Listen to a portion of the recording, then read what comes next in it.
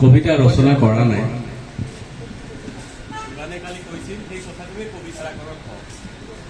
তেতিয়া ৰাতি যোৱা নিশা 11:35 হঠাৎ ধীমানৰ ফোন এটা আহিল, যাবা নেকি কবি সন্মিলনত?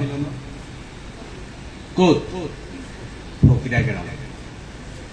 কবি পাগল মানুহতো, ওলাই আহিবা, মই যাম। কবিতাৰ আশাৰে, কবিতাৰ ভাষাৰে দুটামান কবিতা যদি গাওঁ, দুটামান কবিতা যদি কওঁ, ভাল লাগিব নিজকে। মহামিলনৰ তীৰ্থভূমিত পৰিণত হ'ব, য'ত কবিসকল আহে। আজি আহি ভাল লাগিল, কবিতাৰ আশাৰে, কবিতাৰ ভাষাৰে কওঁ, সদায় আপোনালোকে কুশলে থাকক, ভালে থাকক। বহাগী তুমি এইদৰে আহিবা আৰু জাতিটোৰ দেহ মন ধুৱাবা। ধন্যবাদ।